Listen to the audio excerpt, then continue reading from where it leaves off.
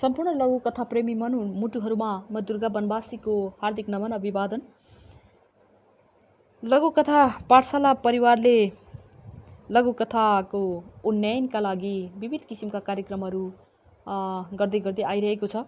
छोटो समयमा नै यसले विभिन्न किसिमका उल्लेख्य कार्यहरू गर्दै आएको कुरा सर्वविदितै छ, यहाँहरूले देखिरहनु भएकै छ। लघुकथाका अनलाइन वाचन, युट्युब वाचन, रेडियो वाचन, अनलाइन पत्र पत्रिकाहरू प्रकाशनदेखि लिएर विविध किसिमका र विभिन्न अवसरहरूमा विविध किसिमका कार्यक्रमहरू पनि यसले बेला बखत गर्दै आइरहेको छ। यसै सिलसिलामा डाक्टर पुष्कराज भट्टको जन्मदिवसमा उहाँलाई जन्मदिनको उपहार स्वरूप गरिएको कार्यक्रम मध्येको एउटा कार्यक्रम यो पनि थियो। मैले उहाँको छोटो जीवनी र उहाँकै लघुकथा वाचन गरेकी थिएँ। यसैको निरन्तरता स्वरूप यसलाई हामीले नियमित रूपमा लैजाने जमर्को गरेका छौँ र कार्यक्रमको नाम रहेको छ सर्जक र सिर्जना। सर्जक र सिर्जना यस कार्यक्रमलाई प्रविधिले भ्याएसम्म निरन्तरता दिने प्रयास पनि गर्नेछु र यस क्रममा यसपटक मैले आदरणीय स्रष्टा, हाम्रै अग्रज स्रष्टा आदरणीय इन्दिरा प्रसाई दिजूलाई लिएकी छु। उहाँको छोटो परिचयका साथ उहाँकै लघुकथा वाचन गरेर यसलाई निरन्तरता दिने जमर्को गरेकी छु। नेपाली साहित्यको फाँटमा अत्यन्तै उर्वर नाउँ हो इन्दिरा प्रसाई। कविता, मुक्तक, हाइकु जस्ता काव्य विधा लगायत कथा, उपन्यास, लघुकथा जस्ता आख्यान विधामा समेत उत्तिकै निपुणता साथ तिखारिएको छ उहाँको कलम। फरवरी 14, 1958मा दार्जिलिङ, भारतमा जन्मनुभएकी स्रष्टा प्रसाईले MBA सम्मको अध्ययन गर्नुभएको छ। नेपाली साहित्यको आकाशकी एक जाज्वल्यमान तारा आदरणीय अग्रज इन्दिरा प्रसाईका विविध विधाका 54 भन्दा बढी पुस्तकहरू प्रकाशित छन् भने केही पुस्तकहरू अङ्ग्रेजी, हिन्दी, उर्दू तथा अन्य भाषाहरूमा समेत प्रकाशित भएका छन्। लघुकथा विधामा बयान लघुकथा सङ्ग्रह 2055मै प्रकाशित भइसकेको छ भने नयाँ पुराना लघुकथाहरूको अर्को एउटा सङ्ग्रह चाँडै नै प्रकाशित हुने कुराको जानकारी उहाँले हामीलाई दिनुभएको छ। स्रष्टा प्रसाई नै प्रकाशन तथा त्रिमूर्ति निकेतन दुवै संस्थाकी संस्थापक अध्यक्ष हुनुहुन्छ।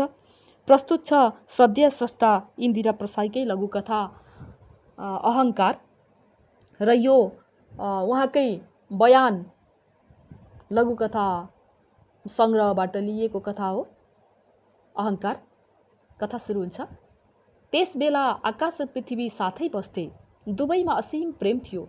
दुवै अत्यन्त सुमधुर दाम्पत्य जीवन बिताइरहेका थिए। एक पटकको कुरा हो, पृथ्वीले परमपिता परमात्माको आराधना गरिरहेको आकाशका दृष्टिमा पर्यो। सबैभन्दा ठुला र सर्वपूज्य म नै हुँ। म हुँदाहुँदै तिमी किन अरूको आराधना गर्छौ? आकाशले अहङ्कारपूर्ण लवजमा आफ्नी पत्नीलाई भने। त्यसो भन्नुहुन्न स्वामी। जसले अर्काको आदर गर्न सक्छ त्यही मात्र अर्काका लागि आदरणीय हुन सक्छ। हामीले सदा अरूको आदर गर्न सक्नुपर्छ। पृथ्वीले शान्त भएर पतिलाई सम्झाउन खोजिन्। तिमीले चाहिँ किन मेरो अनादर गरेकी? आज तिमीलाई म कति ठुलो छु भन्ने प्रमाण देखाइदिन्छु। नपत्याइ लौ हेर। आकाश आक्रोशित भएर चिच्याउँदै फैलिन लागे। पृथ्वी पनि आफ्ना पतिलाई सम्हाल्ने मनसायले पति सँगसँगै लागिन्। जब आकाश अनन्तसम्म फैलिसके त्यति बेलासम्म उनको रिस पनि शान्त भइसकेको थियो। आकाशले गर्वका साथ आफू सँगसँगै आएकी पृथ्वीलाई अङ्गालामा राख्न खोजे, तर त्यसै क्षण उनी पृथ्वीभन्दा धेरै टाढा पुगिसकेको थाहा पाए। आकाश अत्तालिएर आफ्नो पूर्व रूपमा फर्कन खोजे, तर उनको यो प्रयास व्यर्थ भएको थियो।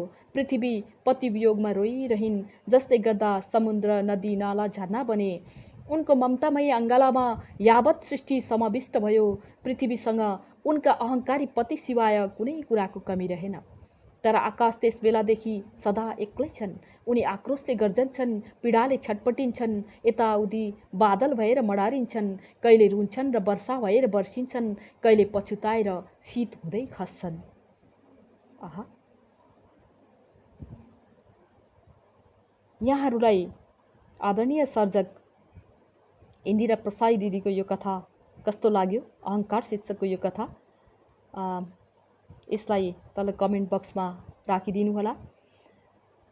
यसो भन्दै श्रद्धेय सर्जक इन्दिरा प्रसाईज्यूको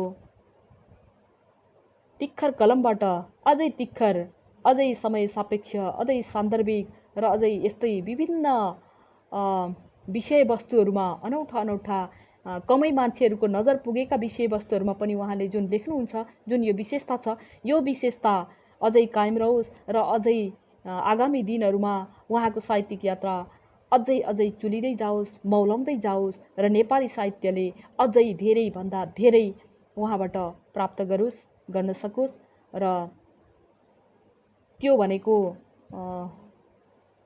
हाम्रो पनि उपलब्धि हो, सम्पूर्ण साहित्य प्रेमीहरूको पनि उपलब्धि हो। यसो भन्दै उहाँलाई पाठशाला लघुकथा पाठशाला परिवार तथा मेरो व्यक्तिगत तर्फबाट पनि अजस्र शुभकामना भन्दै आजको कार्यक्रम म यहीँ समापन गर्न चाहन्छु। हार्दिक धन्यवाद। नमस्कार।